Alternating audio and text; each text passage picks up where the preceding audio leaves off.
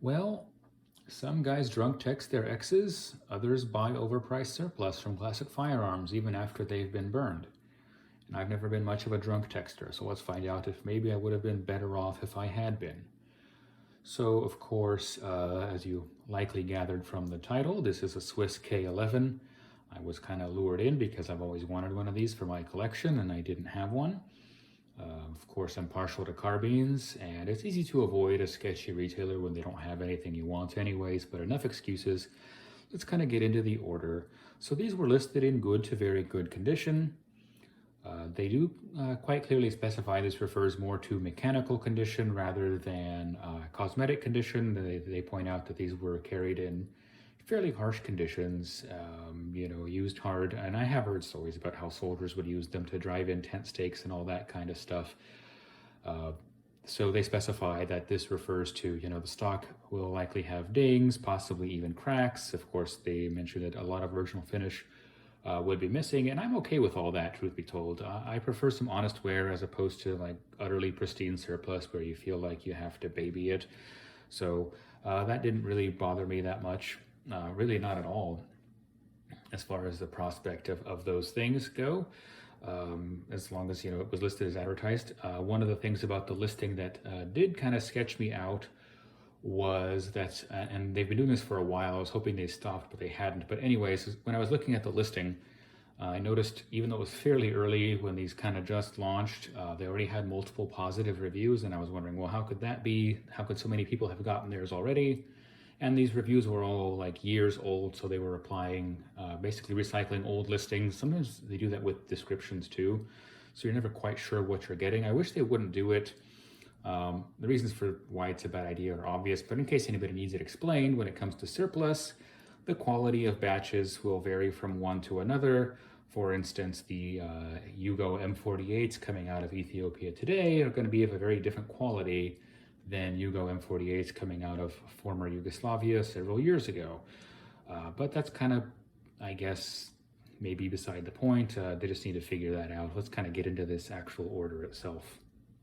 Okay, so while giving you kind of the close-ups, I'll go over some of the things that made me the happiest and work my way towards the things that I found a little more disappointing, let's say. So first, to give credit where credit is due, they did ship very quickly. I ordered it in the evening, and the next business day, it was already out the door. I've had other retailers ship that fast, but it's certainly not in the majority. It's certainly not average, so that's always good news.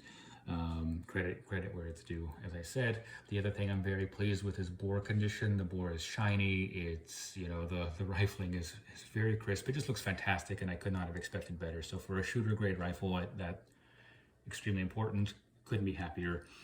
As far as mechanical condition goes, again, everything seems solid. I didn't need to replace anything critical as far as, or to its function or to its safety, such as firing pins or extractors or anything like that. So also good news. The condition is generally as advertised. As you can see, the stock does have dings. It's not actually terrible. I've seen worse. As far as cracks go, there's not any critical ones, so there's no break in the wrist or anything like that. You see some scratches, of course, but there's not a crack at the rear tang either. There is a crack in the upper handguard that looks to have been repaired. So there is that. Again, I can't be too disappointed because they did say to expect that. The finish, as you can tell, is rather thin, but again, this was something that they did want you to expect, so I guess I can't complain too much in that regard either. So as you can see, there's that crack. Here's your sight. Nothing too remarkable otherwise. But of course, let me show you the other side real quick, just to give you the full picture. The sling is in fairly mediocre shape, maybe at best, but truth be told, I wasn't really expecting to get a sling, so can't complain too much either. It's like looking a gift horse in the mouth. So here's the stock on the other side. But as I mentioned, or as I alluded to, and you probably saw hints of it, I wouldn't be an order from Classic without there being at least some kind of a turd in the punch bowl. And in my case, it's actually that it was damaged in shipping, which is, I think, a little bit FedEx's fault, but also a little bit, I think, falls on classic as well. So the box came in, it had a puncture in it right where the bolt handle is. And sure enough, the bolt knob, that's this guy here, did show up broken. There was fragments of it in the box, which is fairly disappointing that had to happen. People think it's made of Bakelite. It's actually a vulcanite rubber, which is very hard rubber, but it actually can be quite brittle, and so that's kind of what ended up happening.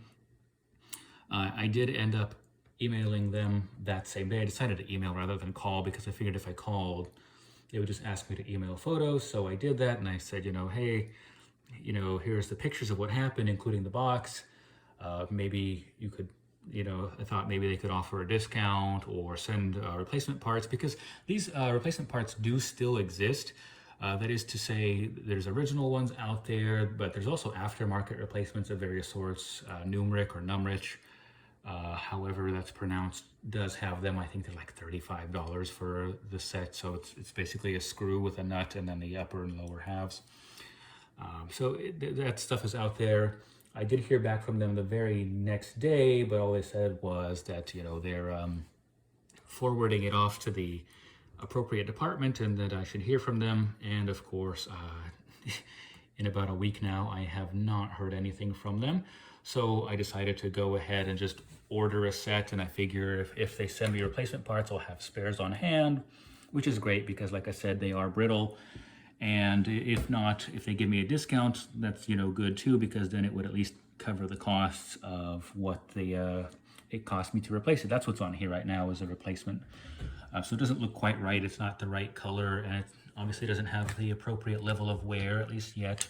So it stands out a little bit, but what can you do? Original ones are probably more like $85 or more, and so maybe I'll go that route.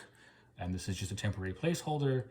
In any case, that's kind of the gist. Am I disappointed with the purchase? Not terribly. I mean, a little bit. I wish it would have gone, ideally without that particular problem. And they could have prevented it as far as when I say it falls on classic. A lot of other retailers will remove the bolt when they ship, especially probably a better idea, when it comes to a bolt handle like this one that has brittle parts, and that would reduce the odds of that happening. So like I said, it's a little bit of each. Rough handling probably on the part of FedEx and inadequate packaging on the part of Classic. So what can you do? Again, it's a decent solid shooter grade rifle. Otherwise, it is mismatched, so it's not highly collectible. Of course, import mark also makes it not highly collectible either. Is it a better decision than, say, drunk texting your ex? Maybe, probably, but not by far. I guess that's really about all. Thank you for watching as always.